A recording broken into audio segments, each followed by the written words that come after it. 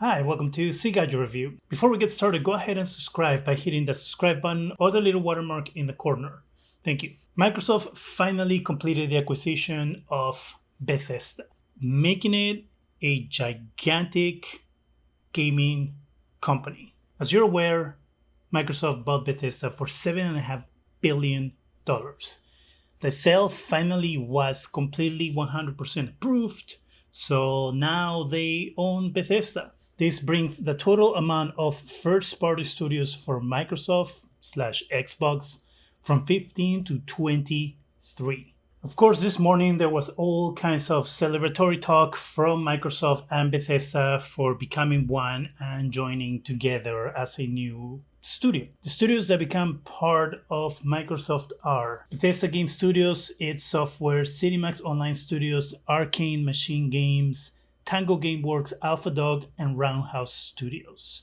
All those studios now are part of the Xbox family. Of course, now that everything's approved, they can start talking about plans that they have for the studios that they just purchased. There are rumors that they are going to have some sort of event on Thursday to talk more about these things and what it means for Microsoft and Xbox to have acquired Bethesda. As of this point, what they've said is that Bethesda is going to continue operating individually and independently from Xbox as they have done with their other studios, which I think is a pretty good idea than, go and start meddling when they might be in the middle of developing projects. Another quote from Phil Spencer says, "Gamers should know that Xbox consoles, PC, and Game Pass will be the best place to experience new Bethesda games, including some new titles in the future that will be exclusive to Xbox and PC players." There have been a lot of speculation about what was going to happen with upcoming Bethesda titles that were currently in development, that had already been announced. What will Microsoft do? Will they make Bethesda games exclusive to their platform and not let anybody else play them? So as of right now, they're saying that they're going to keep the time exclusives that are coming to the PS5, which are Deathloop and Ghostwire Tokyo. Again, these are time exclusives, so these games will eventually be coming to the Xbox. And it makes sense. There is a contract between Bethesda and PlayStation to have those games come to their platform. Microsoft, just because they acquired the company, they cannot go and destroy anything that was already in place before they acquire the company. Of course, but the little tidbit of games in the future, some games in the future will be exclusive to Xbox, makes perfect sense. If you have spent this much money on a studio with a huge library of games, you want to be able to pull as many people as you can to your platform or to your services in order to make money out of this acquisition.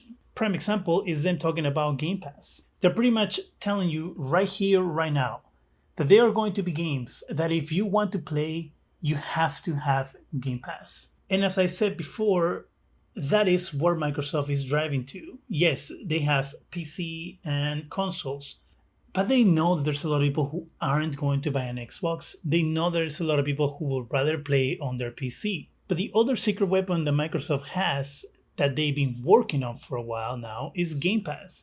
Game Pass is the Trojan horse, if you will, for games. Microsoft doesn't care if you buy their Xbox because, as they've said right now, they are testing Game Pass cloud gaming on browsers. So you can play a game on a browser. Eventually, they're going to bring an app to a TV. So even if you are a person who does not want to buy an Xbox, you're still going to have to pay money to Microsoft to play some games. Which games those are? I don't know. Well, some people are saying that it will make sense if Microsoft brought some multiplayer games to the PlayStation and Xbox, kind of have a kind of like cross-platform thing going on, and single-player games be exclusive to the Xbox. That's another option. And I mean, they could even say that they have a time exclusive where they bring the games to the Xbox and Game Pass, let's say, for 6 months to a year, and then release it to other platforms. I mean, yes, people will rather play the game on day one and enjoy the game and everything the game has to offer right away. But there's also a lot of people who don't care and just wait for the game to come out later. So it will be a two-pronged approach to people who either don't want to bother with Game Pass or Xbox, who could eventually get the game on the PlayStation. Here's another Phil Spencer quote. In the meantime, to properly celebrate this special moment, we're bringing additional Bethesda games into Xbox Game Pass later this week. Stay tuned for more details. This is another great thing for Microsoft. I, for example, have Game Pass Ultimate, which is $15 a month. I played a few games that I would have never otherwise played if I didn't have Game Pass. One, because I didn't want to pay full price for the game.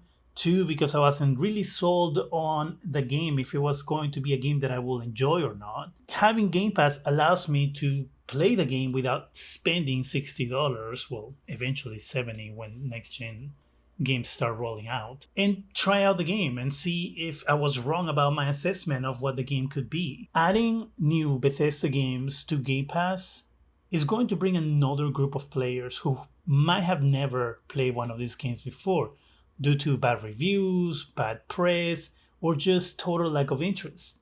But if you have a game available to you, you're going to try it, most likely. I'm not 100%, but most likely, right? The other thing is content. Game Pass is like Netflix or Hulu or Amazon or whatever streaming platform you want to talk about. The more content you have, the better it is for people who have your service, because then they don't get bored playing the same games.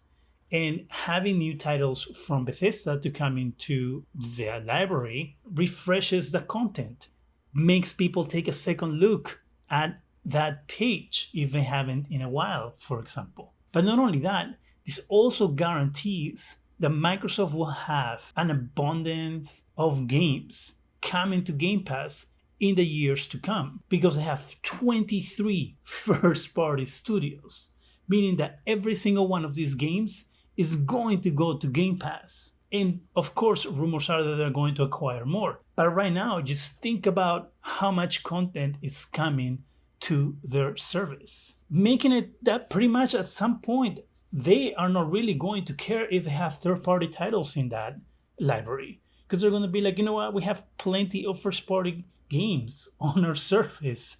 You don't want to put your game on the platform? Fine. But that's not going to happen, because as Game Pass grows, it becomes more powerful. As Game Pass grows and it has more people paying for the monthly service, not talking about how much money Microsoft is going to be making out of that monthly fee, but even third-party developers who put their games on Game Pass for people who won't buy that game. What do a lot of games have nowadays? Some sort of microtransaction or expansion pack or downloadable content that a lot of times costs more money to get. There is a lot of people who will download the Game Pass game and buy the downloadable content, making more money to that developer that otherwise they wouldn't have made. So it's a win-win situation for Microsoft and other developers. This puts Microsoft in a place for the future, maybe not right now, because we haven't really heard about what their plans are with Bethesda and everything. Hopefully we'll hear on Thursday. But also they haven't really talked about what games are going to be coming out in 2021. I mean, they had an event, at the end of the year, which really, didn't show much. It's like a lot of coming soon. So this year is a year where Microsoft can lay their cards on the table and be like, this is what we got right here coming. Whew, this is going to make Microsoft a powerhouse. I think so. Okay, that's my opinion. And I know what people are saying. Sony sells more PlayStations. I get it. But again, as I've said before in this type of videos, Microsoft is not on the console game anymore. They are on the services game. And that service is Game Pass. What do you think about Microsoft's final acquisition of Bethesda? Do you think that this is going to change the game when it comes to content? Do you think that Microsoft is actually going to be bold enough to keep games like The Elder Scrolls or Starfield or the upcoming Indiana Jones as exclusive for the Xbox? Let me know in the comment section. That's it for me. Go ahead and subscribe. It really helps the channel. Go ahead and give us a thumbs up. That really also helps the channel. Go ahead and hit that bell so you can be alerted every time we have new videos. And I want to thank you very much for watching.